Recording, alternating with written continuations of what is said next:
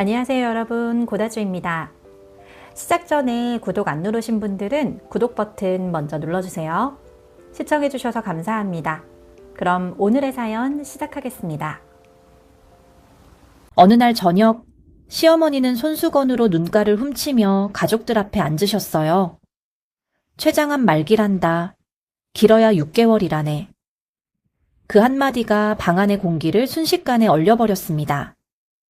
숨 한 번 제대로 들이켜기도 전에 남편은 세상을 다 잃은 사람처럼 어깨를 들썩이며 통곡하기 시작했어요.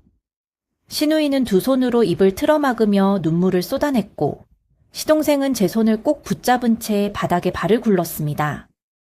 방 안은 삽시간에 눈물바다가 되었죠. 그 울음의 한복판에서 저는 굳게 결심을 하지 않을 수 없었어요. 저는 서울에서 꽤 잘 나가는 개인 병원을 운영하는 원장이었거든요. 악착같이 공부하고 치열하게 버텨서 제 이름 석자를 병원 간판에 새기기까지 수십 년이 걸린 사람이었죠. 의사인 며느리를 둔 시댁이었으니 이런 위기 상황에서 모든 시선이 저에게 쏠리는 건 지극히 자연스러운 일이었습니다. 시누이가 두 손으로 제 손을 감싸쥐며 떨리는 목소리로 말했습니다. 옳게, 우리 엄마 이대로 보낼 순 없잖아. 본격적인 이야기에 앞서 제가 어떤 사람인지 먼저 말씀드려야 할 것 같아요. 저는 오로지 제 실력과 악바리 정신 하나로 치열한 의대 생활을 버텨냈습니다. 남들이 다 포기할 것 같다고 수군거리던 순간에도 저는 결코 책상을 떠나지 않았어요. 새벽 3시에 눈이 빨갛게 충혈된 채로 교재를 펼쳐놓고 내일 당장 임상시험이 있어도 오늘 밤을 통째로 공부에 쏟아붓는 것이 제 일상이었습니다. 그 지독한 노력 끝에 30 중반의 나이에 제 이름을 걸고 개원한 병원은 빠르게 입소문을 탔고 매달 엄청난 매출을 올리며 안정 궤도에 올랐어요. 남부럽지 않은 재력과 명예를 가졌지만 일만 하느라 연애는 늘 뒷전이었습니다. 30을 훌쩍 넘겨서도 번듯한 사람 하나 제대로 만나보질 못했으니까요. 그러다 지인의 소개로 남편을 만났어요. 평범한 중소기업에 다니는 직장인이었습니다. 가진 돈은 별로 없었지만 눈이 마주칠 때마다 세상에서 제가 가장 소중하다는 듯 다정하게 웃어주던 사람이었어요. 제가 야근을 마치고 지쳐서 연락하면 아무리 늦은 시간이라도 달려와 밥을 챙겨주었고 바쁜 저를 대신해서 집안일을 묵묵히 도맡았죠. 그 지극한 정성에 마음이 열려 저희는 만난 지 1년 만에 결혼에 골인했습니다. 결혼할 때 집이며 혼수며 전부 제 돈으로 해결했어요. 남편 몸만 오다시피 한 결혼이었지만 전혀 아깝지 않았습니다. 내가 돈을 잘 버니 남편은 그저 지금처럼 다정하게 내 곁을 지켜주기만 해도 충분하다고 생각했거든요. 한동안 저희 부부는 정말 행복했습니다. 시댁 식구들도 처음엔 저를 거의 여왕 대접하듯 모셨어요. 능력 있는 의사 며느리가 들어왔으니 당연한 일이었겠죠. 시어머니는 주말마다 제가 좋아하는 반찬을 바리바리 싸들고 오셨고 시누이와 시동생도 제 앞에서는 고양이 앞의 쥐처럼 순종적이었습니다. 겉으로 보기엔 더할 나위 없이 화목한 가정이었어요. 하지만 그 달콤한 평화는 그리 오래가지 않았습니다. 결혼하고 1년쯤 지났을 무렵부터 시댁 식구들의 씀씀이가 미묘하게 달라지기 시작했습니다. 분명 대출이자 갚기도 벅차다던 시누이가 어느 날 갑자기 수백만 원짜리 명품 패딩을 입고 나타났어요. 그것도 한철 내내 같은 옷을 돌려 입던 사람이 새 시즌 컬렉션 제품을 사왔더라고요.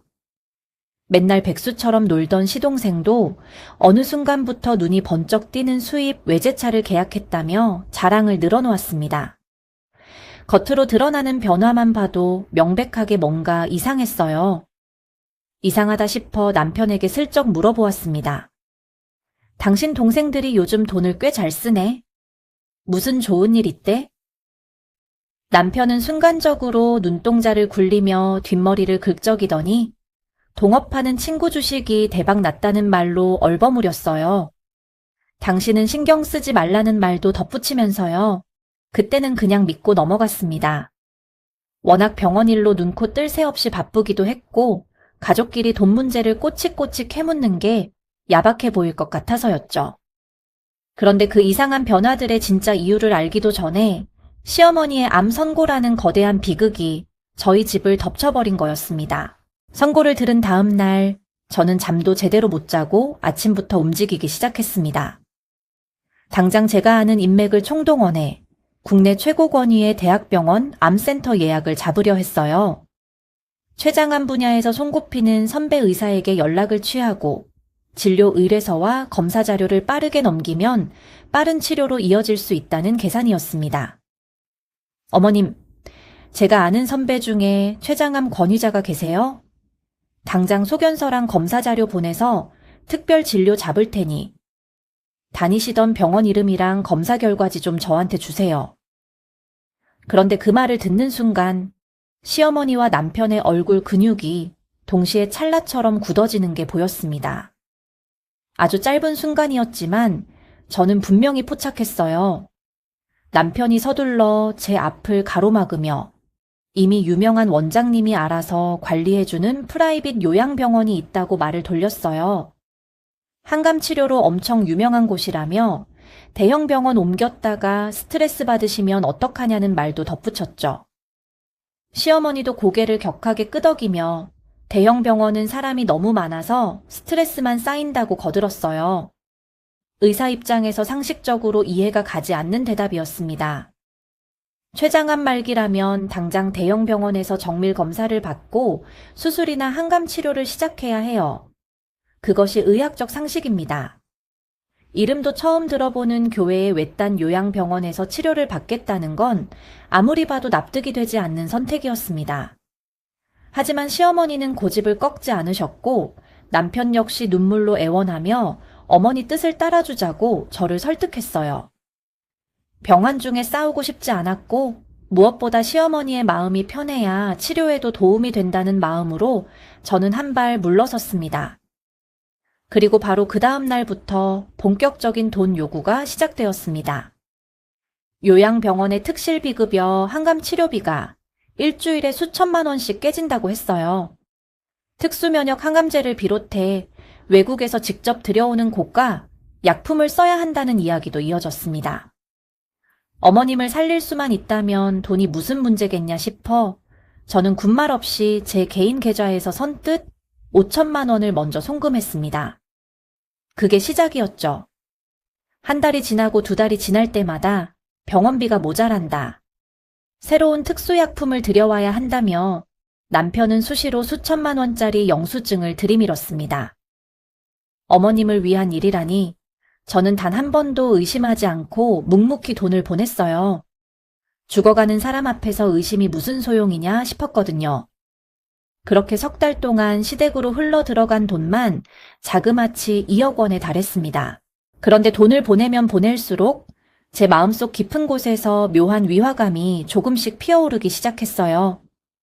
보통 췌장암 말기에 독한 항암 치료를 석 달이나 받으면 아무리 관리를 잘해도 사람이 수척해지고 머리카락이 빠지는 등 육체적인 변화가 반드시 따라옵니다. 기력이 줄어들고 입맛이 사라지고 얼굴에 그 힘든 과정이 고스란히 새겨지는 것이 정상이에요. 그것이 의학적인 사실이고 제가 숱하게 환자들을 진료하며 확인해온 현실이었습니다. 그런데 주말에 찾아뵌 시어머니의 얼굴은 오히려 전보다 피부에 윤기가 흐르고 안색이 너무나도 좋아 보이시는 거예요. 체중도 줄기는커녕 약간 더 살이 오른 것 같기도 했고요. 아무리 긍정적으로 해석하려 해도 제 의사로서의 본능이 자꾸만 이상 신호를 보내왔습니다. 결정적인 단서는 화장대 아래 숨겨진 쓰레기통에서 나왔습니다. 가발이나 항암 부작용 치료제 대신 강남 유명 에스테틱 마사지 샵의 회원권 영수증이 제 눈에 들어온 거예요. 저는 머릿속이 차갑게 식어내리는 것을 느꼈습니다. 그 대단한 항암 치료를 받는다는 요양병원의 주소를 내비게이션에 찍고 저는 남편 몰래 혼자 차를 몰아 시어머니가 계신다는 곳으로 향했습니다. 만약 제 의심이 틀렸다면 기꺼이 사과할 생각이었어요. 하지만 틀리지 않았다면 저는 반드시 그 끝을 봐야 했습니다. 차로 2시간을 달려 도착한 곳은 경기도 외곽의 한적한 요양병원이었어요. 수도권 외곽 도로를 한참 달리고 나서야 겨우 나타난 작은 간판이었죠. 종양내과 전문의들이 바쁘게 오가는 대형 병원과는 공기부터 달랐습니다. 너무 조용하다 못해 왠지 으스스한 기운마저 도는 곳이었어요. 저는 의사 가운을 벗어던지고 모자를 깊게 눌러 쓴 채 조용히 병원 로비로 걸어 들어갔습니다. 안내 데스크에서 시어머니의 이름을 대며 면회를 요청했더니 간호사는 퉁명스럽게 VIP 환자라 일반 면회는 안 된다며 미리 예약하고 오셨냐고 되물었어요. 그 순간 직감적으로 확신이 생겼습니다. 아무리 프라이빗한 요양병원이라도 말기 암 환자의 면회를 가족에게까지 철저히 차단하는 경우는 극히 드뭅니다. 환자의 정서적 안정을 위해 가족과의 교류는 오히려 권장되는 것이 의료 현장의 상식이에요. 게다가 간호사의 눈빛은 환자를 걱정하는 것이 아니라 뭔가 들킬까봐 잔뜩 긴장한 기색이 역력했습니다. 저는 일단 물러서는 척하며 병원 뒤편 주차장으로 향했습니다. 건물 외벽을 따라 걷는데 저 멀리 낯익은 실루엣 2개가 눈에 들어왔어요. 바로 제 남편과 이 병원의 원장 가운을 입은 한 남자였습니다. 두 사람은 담배를 피우며 아주 허물없이 친밀하게 대화를 나누고 있었어요. 함께 실실 웃으며 어깨를 두드리는 모습이 도무지 의사와 보호자 사이의 대화처럼 보이지 않았습니다.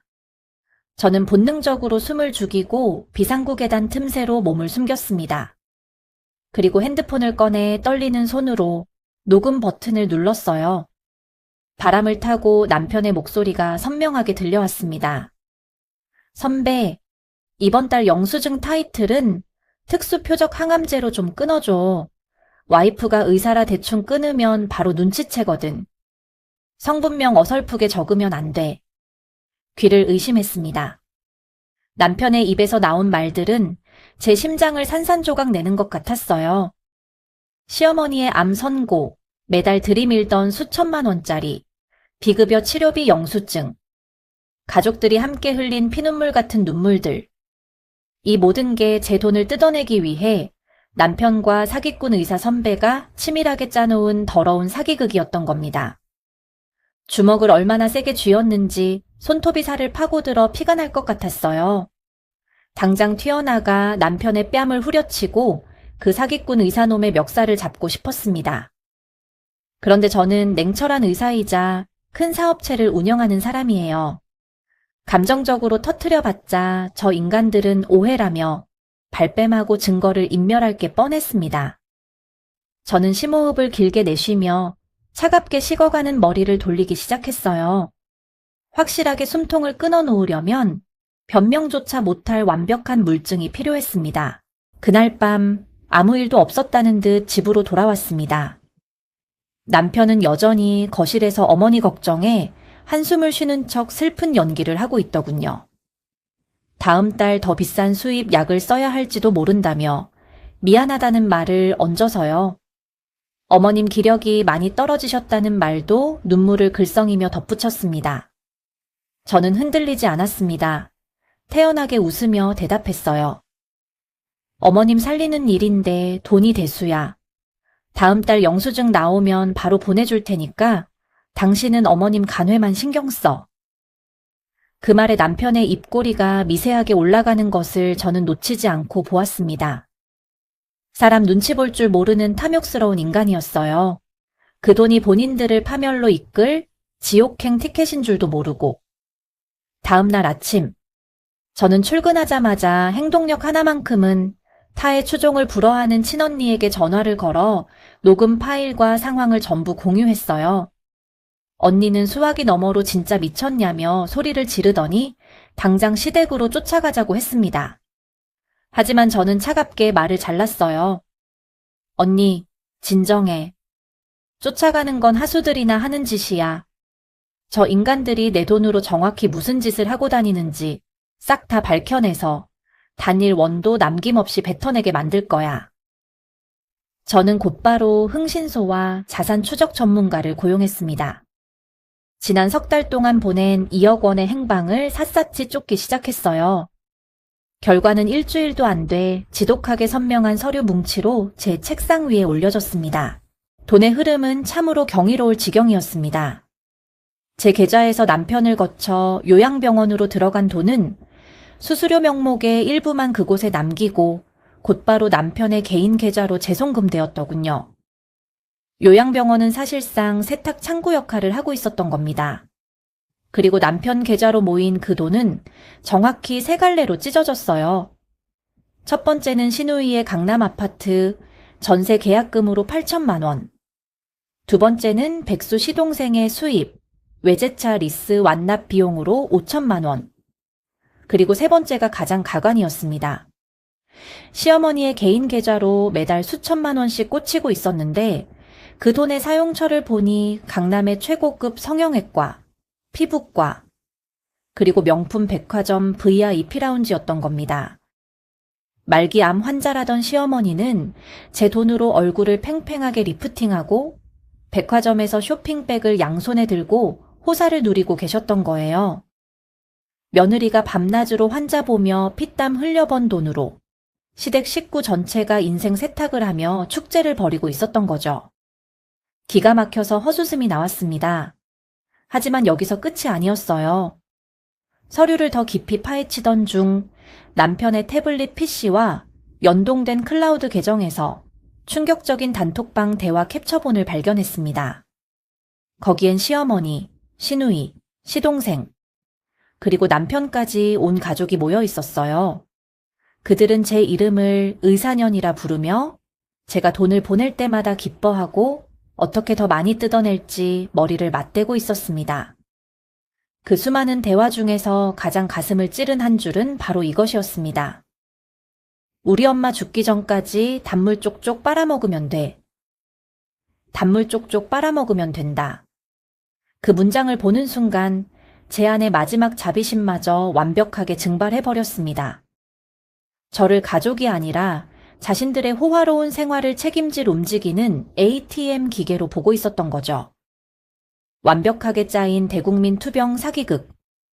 저는 조용히 엑셀 프로그램을 켜고 그동안 저들이 뜯어간 돈과 이자, 그리고 정신적 피해 보상 액수까지 촘촘하게 계산하기 시작했습니다. 마침 다음 주말이 시아버지의 칠순 잔치였습니다. 시댁 식구들은 친척들까지 싹 다 불러 모아 강남 최고급 호텔 연회장에서 성대하게 잔치를 열 계획이었고 비용은 당연히 전부 저에게 대라면서요. 저는 노트북을 닫으며 차갑게 미소 지었습니다. 그래, 잔치 비용? 내가 기꺼이 대줄게. 대신 평생 잊지 못할 아주 화려한 시사회도 함께 준비해주지. 이제 덫은 완벽하게 놓였고 쥐새끼들이 제 발로 걸어 들어올 시간만 남았습니다. 잔치를 사흘 앞두고 남편은 퇴근하자마자 또 하얀 봉투를 들고 나타났어요. 요양병원 마크가 선명하게 찍힌 거짓 영수증이었죠. 이번엔 독일제 항암 주사가 한 대에 3천만 원이라며 이번 주말 안에 결제하지 않으면 치료가 중단된다고 했습니다. 금방이라도 눈물을 흘릴 것처럼 미간을 찌푸리며 정성껏 연기를 펼쳤죠. 저는 생긋 웃어주었습니다. 어머, 당연히 결제해드려야지. 마침 주말에 아버님 칠순 잔치도 있으니까 내가 그날 호텔 라운지에서 요양병원 원장 선배님까지 모시고 직접 결제할게. 귀한 주사제 들여와 주셨는데 의사 동료로서 인사도 드릴 겸. 그 말에 남편의 눈동자가 지진이라도 난 듯 흔들렸습니다. 허둥지둥 손사래를 치며 선배가 바빠서 주말엔 지방에 내려간다고 했지만 저는 거마비까지 따로 챙겨드린다며 끝내 그 사기꾼 원장 놈까지 잔치에 참석하겠다는 확답을 받아냈습니다. 이 지긋지긋한 사기극의 주역들이 한자리에 모이는 완벽한 무대가 완성된 거예요. 저는 곧바로 칠순 잔치가 열릴 호텔 연회장으로 전화를 걸었습니다. 행사 중간에 부모님 헌정 영상을 틀 예정이라며 연회장 벽면에 스크린을 내리고 최고 사양의 빔 프로젝터와 음향 장비를 세팅해달라고 요청했어요. 영상은 제가 당일 노트북으로 직접 연결해서 틀겠다고 했죠. 모든 준비는 끝났습니다. 하지만 주말이 되기 전 한 가지 사건이 더 있었어요. 시동생이 예고도 없이 제 병원 진료실로 찾아온 겁니다.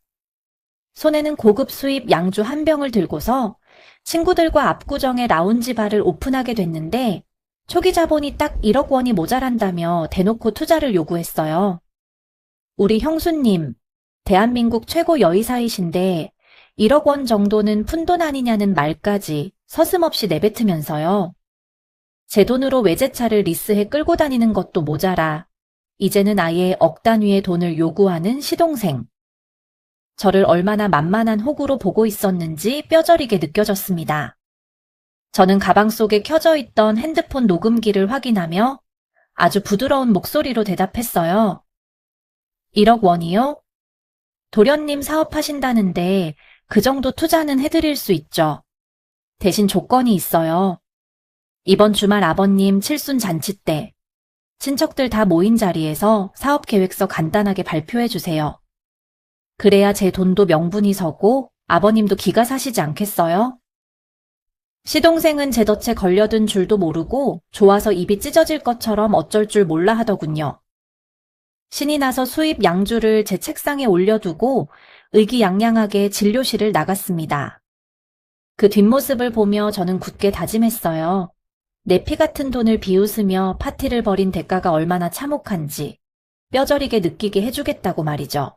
잔치 당일 아침이 밝았습니다. 거울 앞에 서서 가장 화려하고 차가운 느낌의 실크 정장을 천천히 차려입었어요. 입술에는 붉은 립스틱을 짙게 발랐습니다. 전쟁터에 나가는 장수처럼 제 눈빛은 그 어느 때보다 날카롭게 빛나고 있었죠. 남편은 싱글벙글 웃으며 차 조수석 문을 열어주었습니다. 오늘 마누라가 너무 예쁘다며 아버님이 친척들 앞에서 엄청 자랑스러워 하시겠다고 했어요. 저는 조용히 대답했습니다. 그럼 자랑스러워 하셔야지. 오늘 아주 특별한 선물을 준비했거든. 호텔 연회장에 들어서니 시댁 친척들과 지인들이 수십 명 넘게 모여 이미 축제 분위기를 즐기고 있었습니다. 중앙상석에는 시아버지와 함께 말기 암 환자라던 시어머니가 화려한 다이아몬드 목걸이를 걸고 얼굴에는 주름 하나 없이 팽팽한 모습으로 앉아 계셨어요. 그 목걸이와 얼굴 리프팅 비용이 전부 제 통장에서 나간 돈이었습니다. 저 멀리서 시누이는 친척들에게 제 뒷담화를 하다가 제가 다가가자 가증스럽게 웃으며 손을 흔들었고 시동생은 벌써 성공한 사업가라도 된 양어깨를 으쓱거리며 거드름을 피우고 있었어요. 연회장 구석 테이블에는 그 사기꾼 의사 선배가 정장을 입고 뻔뻔하게 와인을 마시고 있었습니다. 그들의 탐욕스러운 눈빛이 일제히 저를 향했습니다. 마치 거대한 먹잇감을 바라보는 하이에나들처럼. 저는 가방에서 노트북을 꺼내 연회장 메인 컨트롤러에 연결했습니다. 매니저가 제 신호에 맞춰 연회장의 조명을 어둡게 낮추기 시작했어요. 대형 스크린이 천천히 내려오는 소리가 들렸죠. 친척들은 아버님의 젊은 시절 사진이라도 나오는 줄 알고 박수를 칠 준비를 했습니다. 마이크를 잡은 제 목소리가 연회장 전체에 울려 퍼졌습니다. 자, 다들 주목해 주세요. 오늘 아버님의 칠순을 맞아 제가 아주 특별한 시사회를 준비했습니다. 남편과 시댁 식구들의 얼굴에 순간적인 의아함과 함께 묘한 긴장감이 스쳐 지나갔습니다. 이제 상영 시작입니다. 엔터키를 누르자 암전된 연회장 벽면에 거대한 화면이 환하게 켜졌습니다. 하지만 화면에 가장 먼저 뜬 건 지독하리만큼 선명한 은행, 이체 내역서와 엑셀 내역서였어요. 연회장에서 웅성거리는 소리가 터져나오기 시작하자 저는 차분하게 해설을 시작했습니다. 우리 어머님의 췌장암, 말기 기적의 생존 신화에 대한 보고서예요. 의학계에 보고해야 할 수준입니다. 석 달 동안 제가 보낸 항암 치료비 2억 원이 어머님의 강남 성형외과, 리프팅 비용과 다이아몬드 목걸이로 둔갑하는 기적이에요. 갈비를 뜯던 친척들의 손이 그대로 멈췄고 상석에 앉아있던 시어머니는 사색이 되어 입을 딱 벌렸습니다. 시어머니가 소리를 지르며 자리에서 일어났지만 저는 다음 슬라이드로 넘겼습니다. 이번엔 시누이의 강남 아파트 계약서와 시동생의 외제차 리스 내역서가 떴어요. 그 밑에는 단톡방 캡처본이 줄줄이 이어졌습니다. 방금 전까지 대단한 사업가 행세를 하던 시동생은 테이블 밑으로 기어 들어갈 듯 몸을 숙였고 시누이는 얼굴이 불그락 푸르락해져서 부들부들 떨기 시작했어요. 가장 가관인 건 남편이었습니다. 제 팔을 붙잡으려 허둥지둥 무대로 뛰어 올라왔죠. 여보, 이거 다 오해야. 내가 설명할게. 설명? 네가 아니라 이분이 하셔야지. 저는 리모컨을 눌러 비상구 계단에서 녹음했던 음성 파일을 재생했습니다. 대형 스피커를 통해 남편의 가증스러운 목소리가 연 회장 전체에 퍼져나갔어요. 엄마가 암이라도 걸려야 수천만 원씩 뭉칫돈이 나오지. 이번에 누나 강남 빌라 계약금 모자란다니까 다음 주에 한 5천만 원 더 청구할게. 음성이 나오자마자 연 회장은 물을 끼얹은 듯 고요해졌습니다. 구석에서 와인을 마시던 사기꾼 의사, 놈은 이미 눈치를 채고 슬금슬금 뒷문으로 도망치고 있더군요. 하지만 문 앞에는 제가 미리 불러둔 대형 로펌의 변호사들과 경찰관들이 딱 버티고 서 있었습니다. 정 선배, 어디 가세요? 의사 면허 걸고 가짜 진단서 끊어가며 사기극에 동참하셨으면 그에 상응하는 대가를 치르셔야죠. 보건복지부에 면허 취소 처분 신청서 이미 접수했습니다. 경찰 조사 잘 받으세요. 경찰들이 의사놈의 양팔을 붙잡아 연 회장 밖으로 끌고 나갔습니다. 친척들은 이제 완전히 상황을 파악하고 시댁 식구들을 향해 손가락질을 하기 시작했어요. 연 회장이 아수라장이 되는 사이 시어머니가 갑자기 뒷목을 잡고 바닥으로 쓰러지는 척 연기를 시작했습니다. 저는 단상에서 내려와 쓰러진 시어머니 앞으로 천천히 걸어갔어요. 그리고 주머니에서 차가운 얼음물이 든 컵을 꺼내 시어머니 얼굴에 그대로 쏟아부었습니다. 어머님, 영희 그만하고 일어나세요. 어머님이 입고 계신 그 옷, 제가 사드린 200만 원짜리 명품이잖아요. 바닥에 갈비 국물 묻으면 세탁비 많이 나오니까 당장 일어나서 제 얼굴 똑바로 보세요. 물벼락을 맞은 시어머니가 비명을 지르며 벌떡 일어났습니다. 그 우스꽝스러운 모습에 친척들 사이에서 비웃음이 터져나왔죠. 저는 연 회장을 가득 채운 사람들을 향해 마지막으로 마이크를 들었습니다. 다들 똑똑히 들으세요. 저는 오늘부로 이 사기꾼 집구석과 완벽하게 남이 됩니다. 이혼 소송은 물론이고 시어머니, 시누이, 시동생 전부 공동 불법 행위에 기한 손해배상으로 고소합니다. 지난 석 달간 사기쳐서 가져간 2억 원, 단 1원도 안 빼고 이자까지 탈탈 털어서 전부 청구할 겁니다. 저는 가방에서 법원에서 날아온 가압류 통지서 뭉치를 꺼내 저들의 얼굴 앞에 던져버렸습니다. 이미 어머님이 살고 계신 아파트, 아가씨 통장, 도련님 외제차까지 싹 다 가압류 걸어놨습니다. 돈 없으면 몸으로 때우시든가 막노동이라도 뛰어서 갚으세요. 그리고 떨고 있는 남편을 차갑게 노려보았습니다. 당신 회사에도 이미 횡령 및 사기 혐의로 소장 날아갔어. 내일부로 월급 가압류 될 테니까 평생 최저 생계비만 쥐고 지옥에서 살아봐. 남편이 무릎을 꿇고 제 바짓가랑이를 붙잡으며 애원했지만 저는 발을 걷어차며 놈을 밀어냈습니다.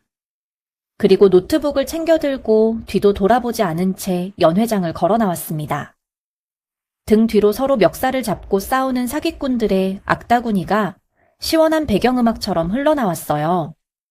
지옥 같던 사기극의 막이 내리고 드디어 제 인생의 사이다가 터지는 순간이었습니다. 그날의 칠순 잔치 시사회 이후 저는 한치의 망설임도 없이 폭풍 같은 법적 절차를 밟아나갔습니다. 돈을 무기로 치밀하게 움직이는 의사 마누라를 상대로 가진 것 없는 사기꾼 집구석이 버텨낼 재간은 처음부터 없었습니다. 결과는 당연히 저의 완벽하고도 처절한 승리였습니다. 법원은 남편의 기망 행위를 100% 인정하여 사기 결혼으로 인한 혼인 취소 판결을 내렸어요. 서류상으로도 완벽하게 그 인간의 흔적을 지워버린 거죠. 조직적인 불법 행위를 저지른 시댁 패밀리 전원에게는 제가 편취당한 모든 금액을 연대하여 배상하라는 판결이 떨어졌습니다. 사기꾼 의사 선배는 의사 면허가 취소되었고 검찰에 송치되어 사기죄로 기소되었어요. 그들의 말로는 생각보다 훨씬 더 빠르고 비참하게 찾아왔습니다. 남편은 월급이 가압류당하고 사기죄로 고소당했다는 사실이 회사에 전면적으로 소문이 나면서 결국 권고사직을 당했습니다. 번듯한 회사에서 제법 근사하게 직장인 행세를 하던 그 인간이 지금은 낮에는 막노동을 뛰고 밤에는 대리운전을 하며 평생 구경도 못 해본 거액의 배상금을 갚느라 허덕이고 있다더군요. 강남 아파트에 살며 거들먹거리던 시누이는 전세 보증금을 압류당해 쫓겨났고 시동생의 번쩍이던 외제차는 법원 경매로 넘어가 공중분해되었습니다. 더 기가 막힌 건 돈줄이 완벽하게 끊기자 저들끼리 물고 뜯는 지옥문이 열렸다는 겁니다. 시어머니가 살던 아파트마저 경매로 넘어가게 생기자 시누이와 시동생이 서로 엄마 탓을 하며 머리채를 잡고 싸웠다고 해요. 단물을 함께 빨아먹던 식구들이 이제는 서로가 서로의 원수가 된 거죠. 매달 날아오는 압류 고지서를 보며 서로를 원망하는 것이 그들의 유일한 일과가 되었답니다. 남의 피와 땀을 가짜 눈물로 거쳐먹으려던 사기꾼들이 하루아침에 길바닥에 나앉아 찌질한 밥그릇 싸움을 벌이게 된 거예요. 이보다 더 완벽한 인과응보가 또 있을까요? 저는 골치 아픈 흔적이 가득 남은 예전 집을 뒤도 안 돌아보고 처분했습니다. 그 집에서 느꼈던 온기도 가족이라고 믿었던 사람들에 대한 기억도 전부 훌훌 털어버렸습니다. 그리고 친정엄마와 언니가 사는 동네 근처에 전망이 탁 트인 멋진 새 아파트를 매매해서 이사했죠. 창문을 열면 탁 트인 하늘이 보이고 밤이 되면 도심의 불빛이 한눈에 들어오는 곳이었습니다. 정말 오랜만에 집에 들어서며 마음이 편안해지는 느낌이 들었어요. 지난 주말에는 저를 위해 함께 뛰어준 언니와 친정엄마를 모시고 스위스행 1등석 비행기에 몸을 실었습니다. 만년설이 펼쳐진 알프스 산맥을 바라보며 언니와 함께 와인잔을 부딪히는데 가슴속에 얹혀있던 2억 원짜리 체증이 뻥 뚫리는 기분이었어요. 엄마는 창밖에 펼쳐진 설산을 보며 눈물을 글썽이셨고 저는 그 손을 꼭 잡았습니다. 언니가 소리 없이 웃으며 말했습니다. 야, 미나야. 쓰레기들 확실하게 분리수거했더니 공기부터가 다르다. 저는 그저 활짝 웃어 보였습니다. 사람의 다정함을 무기로 사기를 치는 인간들에게 자비는 사치입니다. 할 말은 반드시 하고 제 몫은 반드시 악착같이 챙기는 제 성격 덕분에 저는 제 돈과 제 인생, 그리고 존엄성을 완벽하게 지켜낼 수 있었습니다. 이제 저는 제 능력으로 일궈낸 이 찬란하고 평화로운 인생 이 막을 그 누구보다 여유롭고 행복하게 즐길 생각입니다. 오늘 제가 준비한 이야기는 여기까지입니다. 돈 많은 호구로 살 뻔한 저를 구한 이 짜릿한 사이다 복수극. 재미있게 들으셨나요? 여러분이라면 이런 황당한 사기극을 마주했을 때 어떻게 대처하셨을 것 같나요? 댓글로 여러분들의 생각을 자유롭게 공유해주세요. 오늘 이야기가 통쾌하셨다면 구독과 좋아요, 알림 설정까지 부탁드립니다. 시청자 여러분, 오늘도 속 시원하고 행복한 하루 보내세요. 감사합니다.